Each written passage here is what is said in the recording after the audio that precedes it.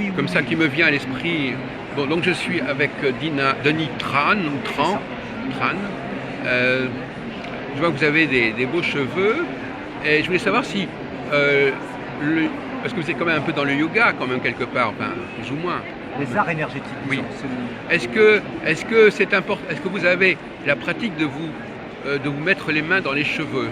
Oh, c'est intéressant comme question. C'est bien la première fois qu'on me le pose. Ah oui. J'adore ça. Oui, tout Non, à fait. Parce que parce que il y a beaucoup de gens ne se mettent pas les mains dans les cheveux. Soit ils ont un peigne, une brosse ou quelque chose, mais je pense que nous avons besoin de cette. C'est le rapport entre soi-même, si vous voulez. C'est la question de l'androgyna, si vous voulez. c'est beau. Oui, alors Samson et Dalila, vous connaissez. Oui. Le mythe du cheveu, la Oui. force qui résiste cheveux. Les Amérindiens, d'ailleurs, vous savez peut-être, mais pendant la guerre du Vietnam, je suis vietnamien d'origine, ils envoyaient des Indiens, des éclaireurs, mais ils avaient coupé les cheveux parce qu'ils rentraient dans l'armée. Et du coup, ils perdaient toute notion de sens et ils se faisaient tous tuer. Alors à un moment donné, il y a un gars qui dit laissez-moi mes cheveux longs et puis je vais aller trouver les Viet Cong. Et finalement, il est revenu, il a survécu lui. Oui. Et ils se sont dit, tiens, les Oui. militaires se sont dit, les cheveux, c'est un peu comme des radars. Hein. Voilà, des antennes. Des antennes. Oui. Donc ça nous permet de capter l'environnement et de... Oui. Ce sont des antennes. Oui, mais là je parlais du contact qu'on a soi-même avec ses cheveux. Tout à fait. Alors, le fait de toucher, en fait, c'est l'expression, hein, c'est comme des os, c'est la kératine, etc. C'est l'expression des reins. Dans les 5 éléments, c'est l'eau. Ah, on va obliquer vers les 5 Et éléments. voilà, le lien, il est là. C'est ça, c'est de l'eau. Donc quand je fais ce mouvement, ou quand les femmes ou les hommes font Voilà. ce mouvement, Oui. on dit, c'est dans la séduction. Oui.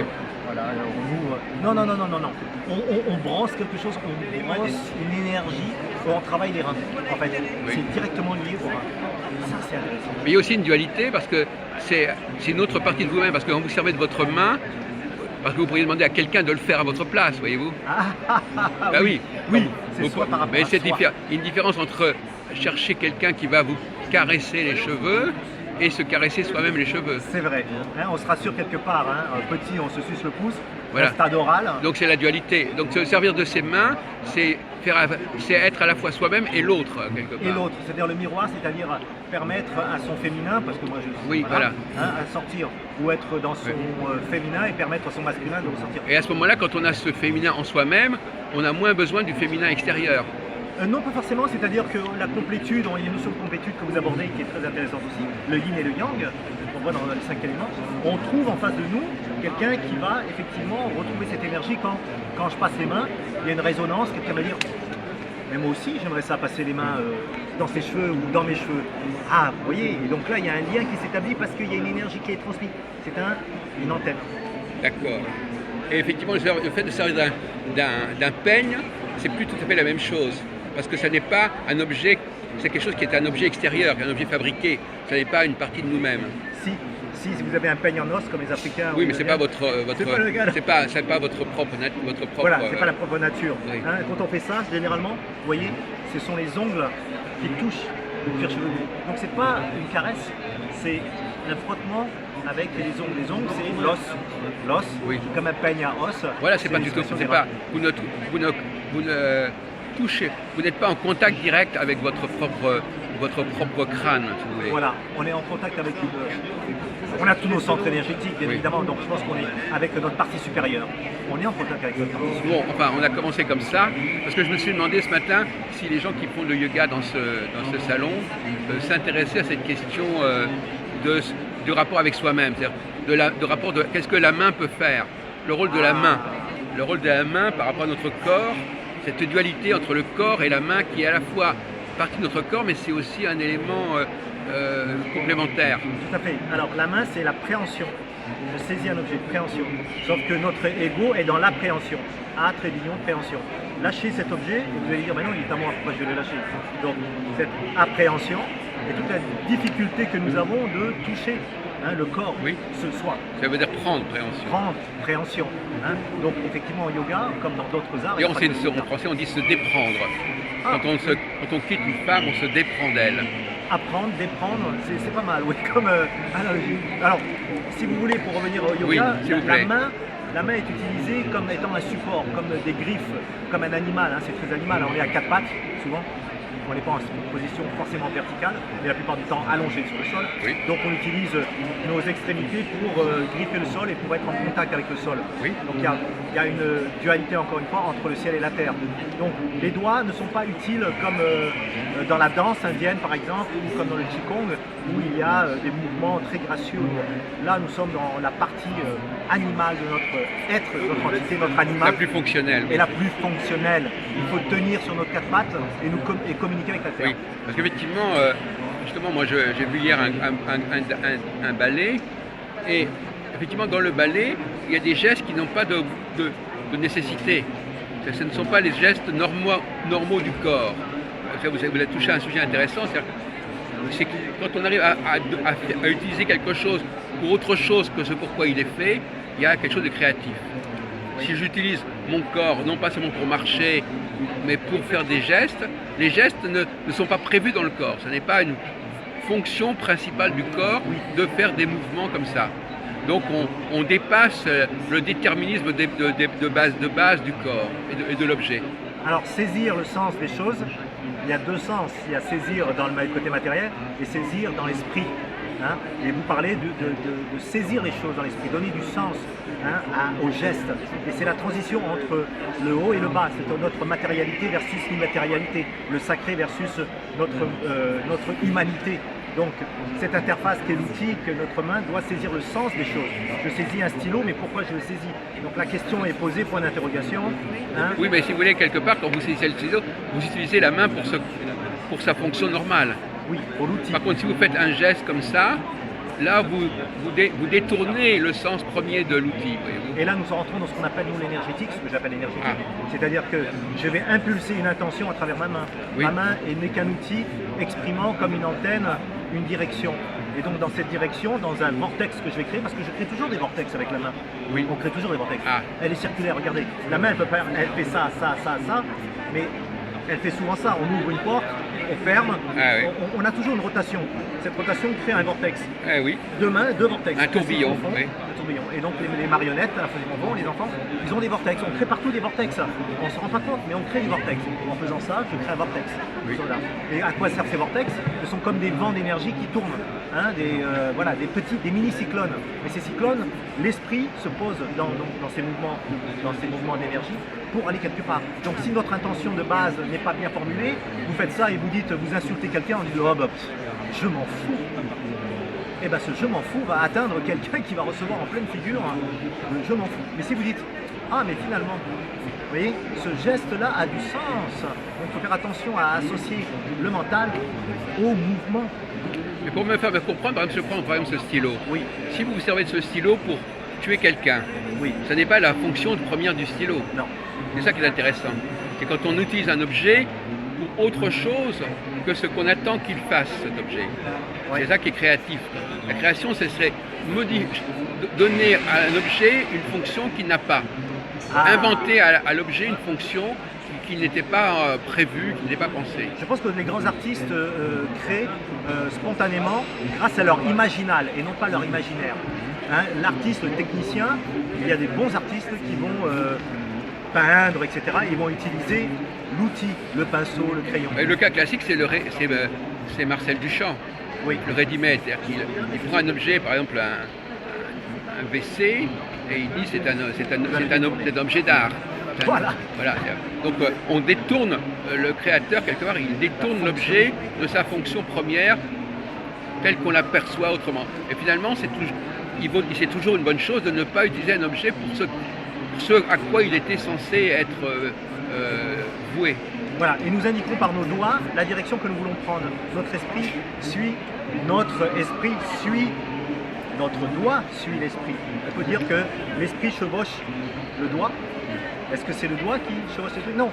Nous donnons une direction au doigt, l'esprit se pose et c'est son véhicule qui va nous mener vers notre objectif. Alors ça nous introduit à l'astrologie. Pourquoi?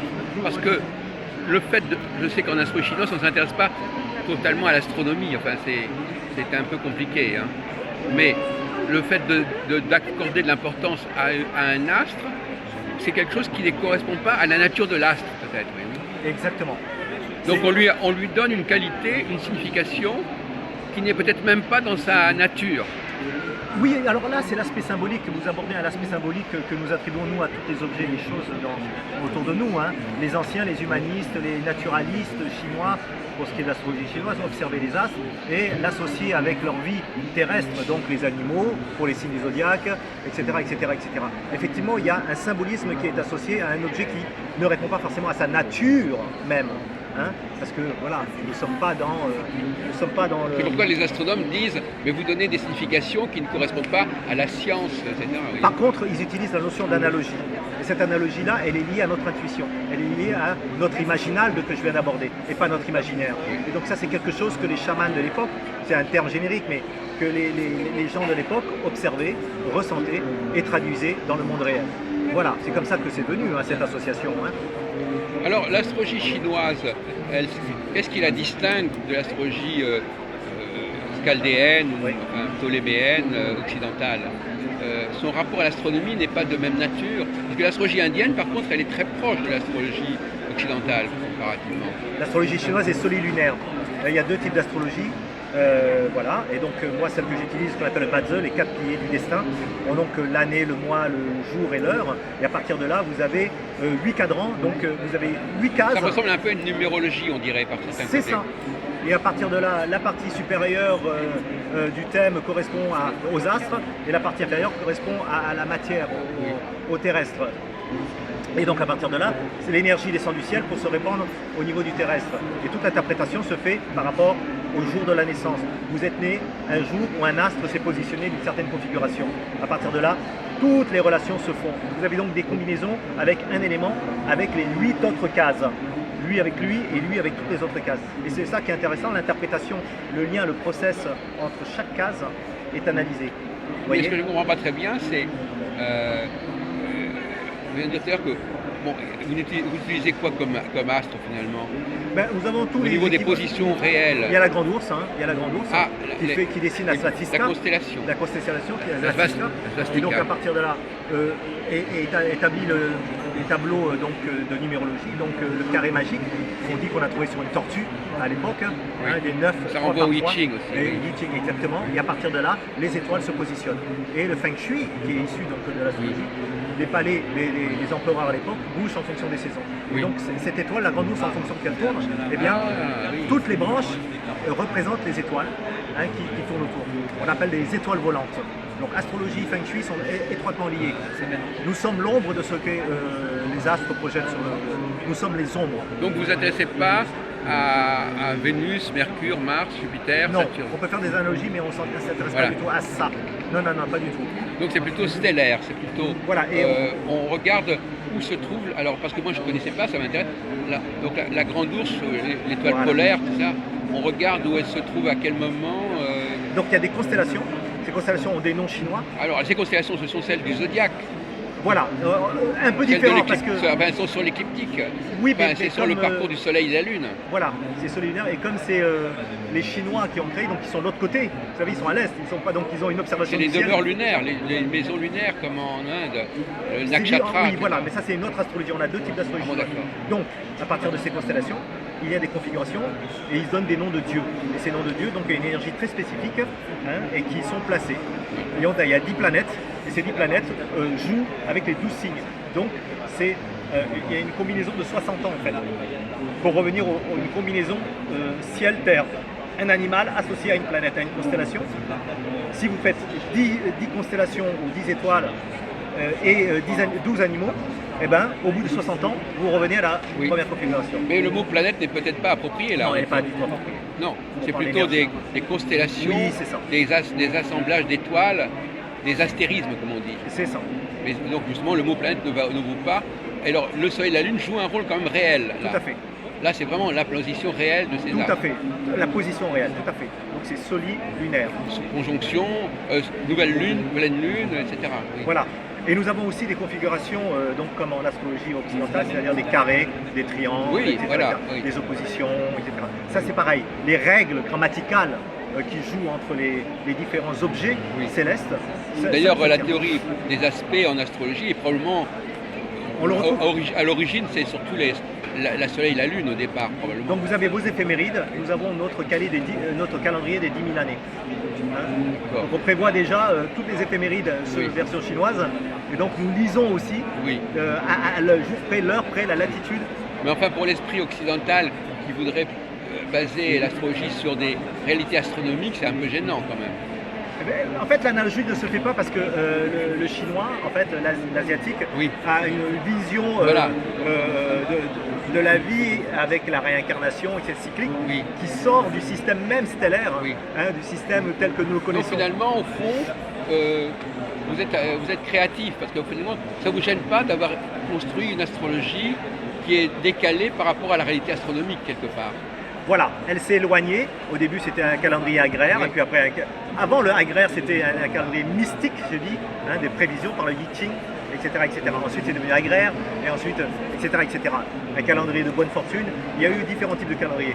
Néanmoins, il reste ancré dans la culture asiatique comme étant un calendrier qui permet de prédire, hein, comme la météo. Hein. C'est au terme prévisionnel, c'est-à-dire que statistiquement, nous pouvons prévoir des occurrences, des événements dans le temps. Ah. Ça, Donc c'est en fait, intéressant. si vous voulez, si je comprends bien, l'argument c'est ça marche. Oui, ça marche. Théoriquement, on ne sait pas très bien, mais ça marche. Moi, je plaisante un peu, mais alors qu'en Occident, ça marche, oui, mais on veut aussi que ça soit cohérent sur le plan Voilà. Théorique. Tandis que nous, scientifique. voilà, nous parlons de C'est plus potentialité. pragmatique. Voilà, nous avons des potentialités et vous avez le droit, en votre libre arbitre, dans votre destin, de choisir oui ou non ce chemin. Toute la différence avec l'astrologie occidentale, où Ah le bon déterminisme, c'est, ben voilà, telle personnalité, tel chemin, il va lui arriver ça. Non, non. Vous allez traverser une tempête, maintenant vous le savez, à vous d'affronter à votre manière la tempête. Vous mettez un imperméable, vous prenez un homme, vous restez chez vous. Voilà, votre libre arbitre joue tout le temps. Mais vous savez qu'il y aura une tempête. Il y a un déterminisme, mais qui n'est pas, en fait, qui laisse le libre arbitre humain d'agir à sa guise. Voilà, mais on n'échappe pas à son destin. Oui. Est-ce qu'il y a des... En France, vous savez, il y a quand même des différentes écoles. Il y a quand même des choses qui ont changé, qui ont évolué, ou des points de vue qui s'opposent. Est-ce qu'il y a est-ce qu'il y a la possibilité que des choses auraient été mal transmises, des erreurs, des déformations qu'il faudrait réparer éventuellement? Je ne parlerai pas dans ce sens parce que vous savez, ce qui remonte depuis 5000 ans, ce qui nous est parvenu, ça fonctionne. Ce qui ne fonctionnait pas a été éliminé. Ah. Donc chez nous en Asie, c'est D'accord. empiriquement vérifié. Ah oui. Et pas scientifiquement Ce qui vérifié. ne valait mais pas la empirique. peine est parti de lui-même. De lui-même, a été éliminé de Ah fait. oui, c'est Vous intéressant comprenez? comme idée. C'est intéressant. Il y a un empirisme certain. Donc si quelque chose a été oublié, c'est que ça n'était pas la peine de s'en souvenir. Voilà, où ça a été caché et voulu ainsi. Voilà. Et non accessible aux mortels, aux communs Voilà, des je fais une mortels. petite parenthèse sur la question du masculin et du féminin. Mais bon, on va peut-être pas s'attarder là-dessus, mais les femmes, par exemple, se plaignent que l'histoire ne retient pas leur activité, voyez-vous. Ah. Dans le domaine de... Enfin, elles vont dire oui, pourquoi on nous a oubliés, on ne s'intéresse pas à ce que nous avons fait. Quand on regarde les grandes histoires de la musique, de la peinture, de n'importe quoi, il n'y a pas de femmes. Alors vous diriez que c'est parce que ça valait pas la peine ou parce qu'il fallait qu'on n'en parle pas? Qu'est-ce que vous diriez? Alors, en ce moment, au XXIe siècle, on parle de la loi de l'attraction. Et les femmes, elles ont la loi de la création. Nous, les hommes, nous sommes tellement attirés par l'attraction. Nous sommes attirés. Donc tout est régi depuis des siècles, depuis l'an 0, Jésus, par l'attraction. Nous créons, nous matérialisons des choses. La femme n'a pas à se poser cette question. Seul l'homme se pose cette question. Du coup, nous avons pris le pouvoir sur la création, puisque nous ne pouvons pas créer et que les femmes le savent le faire. De fait, c'est tellement logique qu'elle ne se pose pas la question.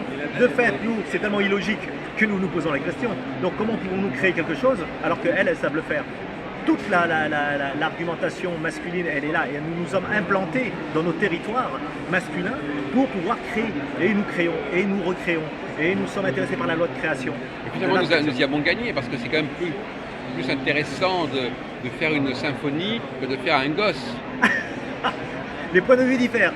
Néanmoins, Je dirais que l'équilibre est établi parce que les femmes sont là. Si nous n'avions pas nos femmes là, je veux dire...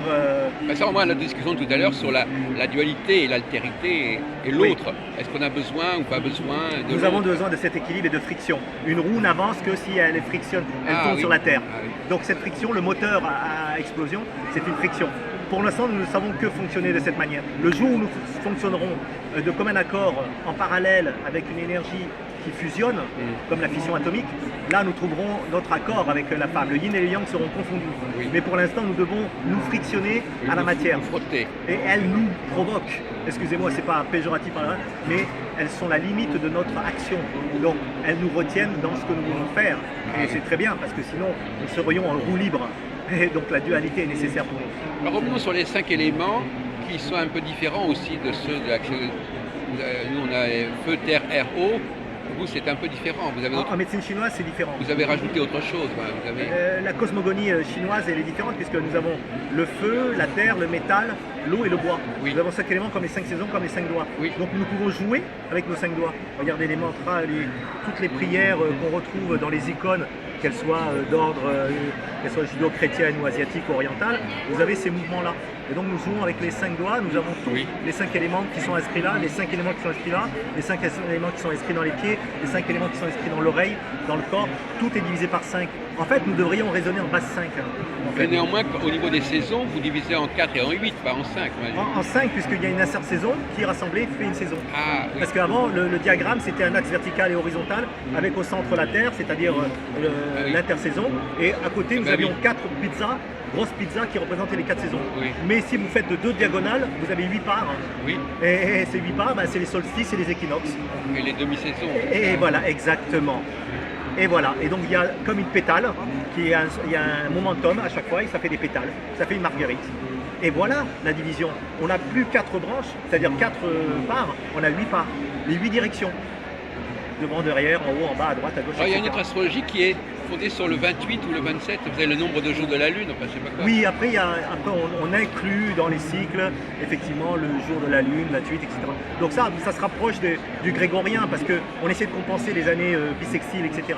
Hein, donc on retrouve aussi astronomiquement cette jonction-là, Oui. etc. Ah bah Donc oui. voilà, c'est déjà prévu dans nos éphémérides, notre Et calendrier. alors ces divinités dont vous me parliez, d'où elles sortent, c'est quoi ces En dieux? fait, c'est l'observation de ces constellations. Et c'est des dieux de quoi? Ils ont un rapport avec la mythologie Voilà, c'est la gréco-romaine? non, pas gréco-romaine, la mythologie vraiment asiatique. Donc voilà, il y a une mythologie. C'est pas la même chose que la mythologie indienne non plus, dès le départ. Non, il y a d'autres déités, Oui. et il y a une hiérarchie. Et donc, mon avis personnel, c'est qu'à l'époque de l'hindouisme, il y a 10, 15, 20 000 ans, les dieux étaient sur Terre.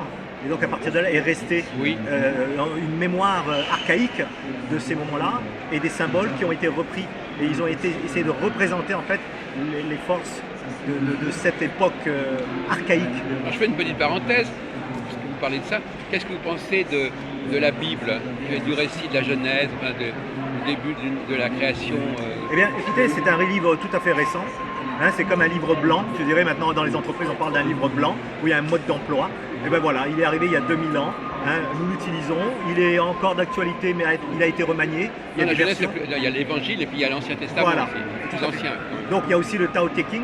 Il y a Oui. aussi d'autres livres anciens oui, c'est vrai. hein, qui révèlent en fait toute une pensée culturelle, hein, géographiquement pas au même moment, dans le temps, spatio-temporel, qui a marqué des moments, comme un peu l'acupuncture. Quand vous plantez une aiguille sur un point, il y a une action spécifique. D'accord? Comme un bâtiment que vous construisez au haut d'une montagne. Alors, je voudrais quand même qu'on réfléchisse un peu plus sur la fonction. Qu'est-ce que l'astrologie peut étudier? Parce que, bon, vous avez répondu qu'elle pouvait étudier beaucoup de choses, mais est-ce qu'il y a une problématique majeure,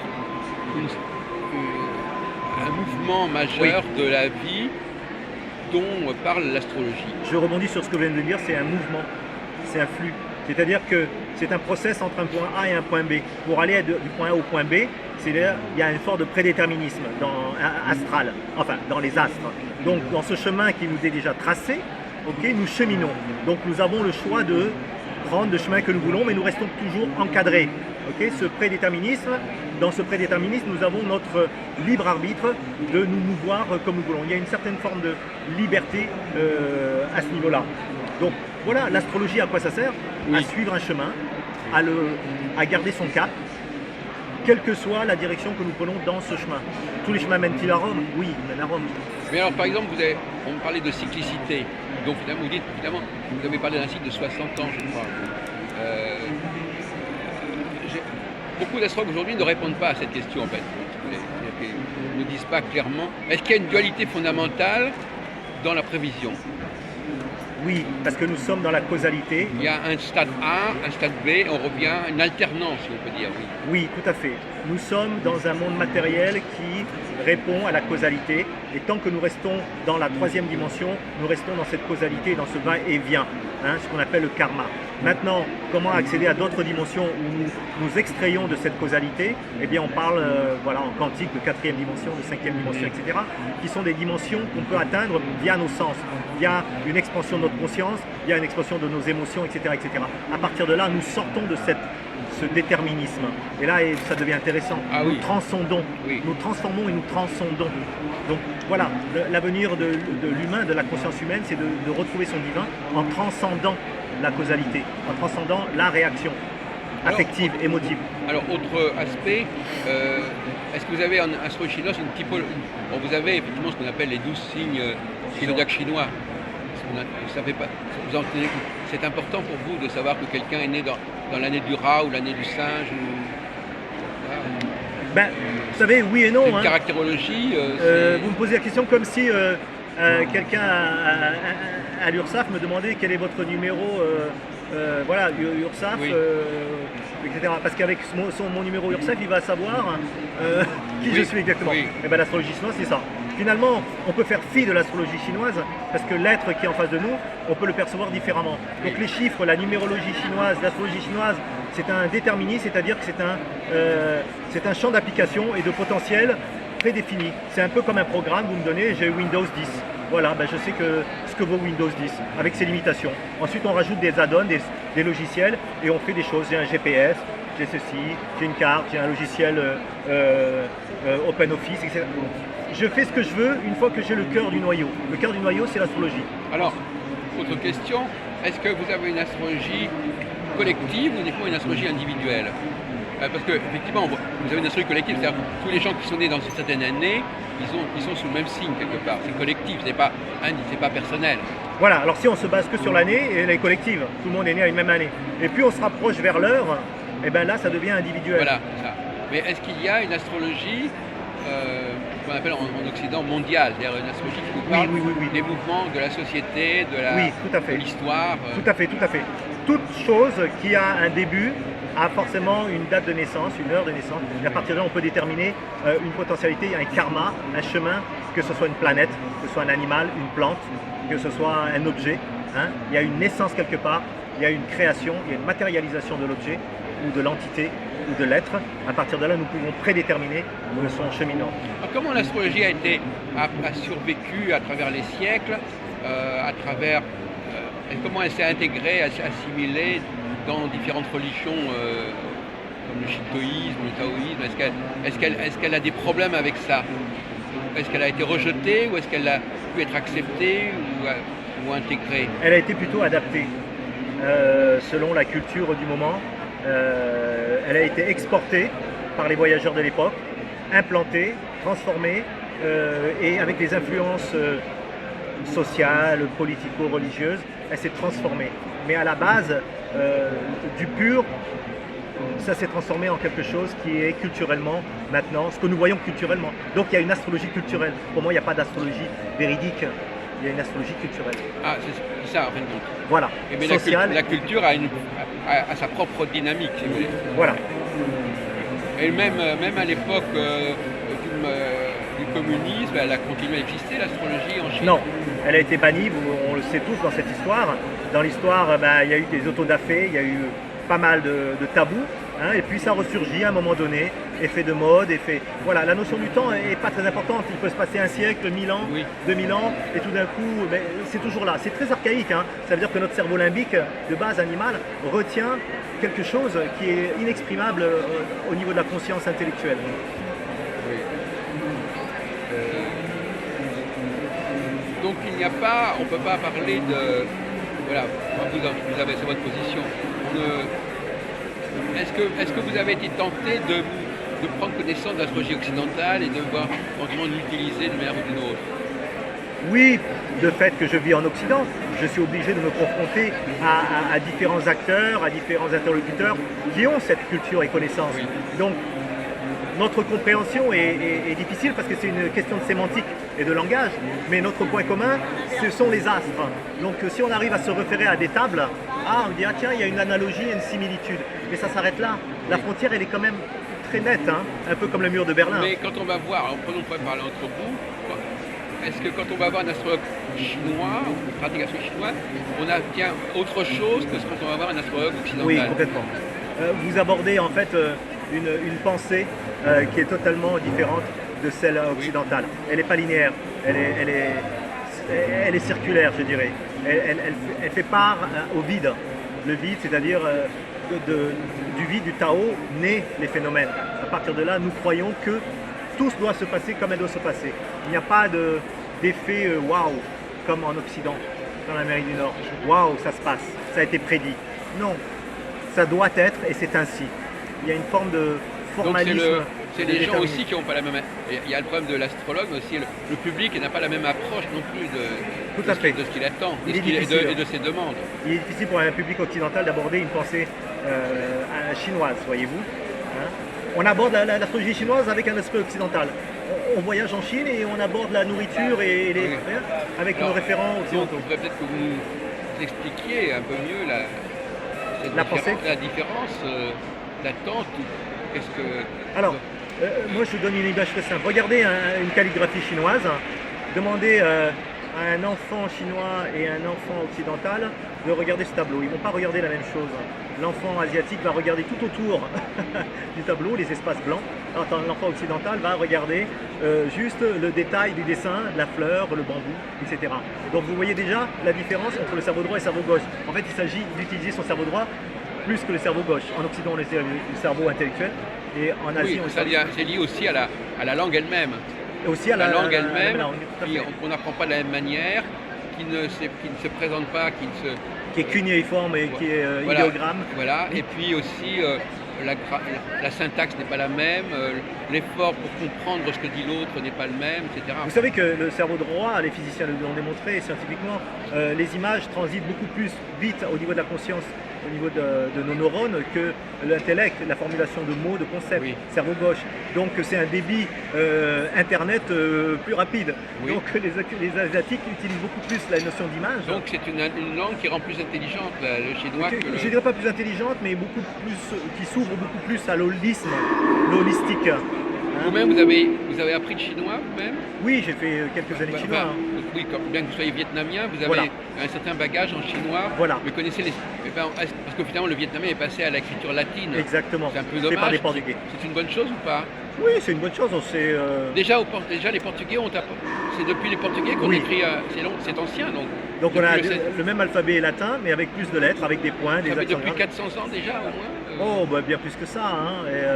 Et donc grâce aux Portugais, nous sommes détachés des oui, Chinois, oui, puisque c'est vous vrai, appelez oui. Indo-Chinois Voilà. à l'époque. Et donc finalement vous n'avez pas l'expérience des idéogrammes tellement. Nous avons toujours. Ah, Hein, il y a toujours cette double culture Ah, d'accord. des familles depuis des générations qui Donc vivent. vous pouvez lire les idéogrammes des Chinois, des Japonais, etc. Tout à fait. Ah oui, vous Oui, avez il y a une maintenu ça. reconnaissance de cette Vous n'avez écriture. pas évacué cette information. non. Les enfants apprennent plus ou moins. Peut-être pas les générations qui arrivent, mais en tout cas nos grands-parents ont encore cette culture Oui. bien ancrée. Et vous l'avez encore un petit peu aussi. Je la perds, hein, je l'avoue, mais, mais l'esprit. Ça développe, oui. Mais l'esprit reste là. Nous n'analysons pas en termes factuels, nous analysons en termes holistiques. Et puis il y a aussi effectivement la construction de la phrase. sémantique. Moi je ne connais pas très bien, mais enfin, il semble que les langues occidentales sont peut-être plus précises,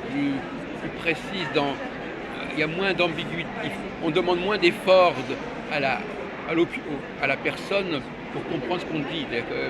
Il semble qu'il faille plus deviner quand on parle. Pas forcément. Quand quelqu'un parle chinois, il faut deviner qu'est-ce qu'il veut dire. Enfin, c'est moins encadré, il semblerait. Pas forcément. Le locuteur occidental enferme par le mot le concept. Du coup, il n'est pas libre de.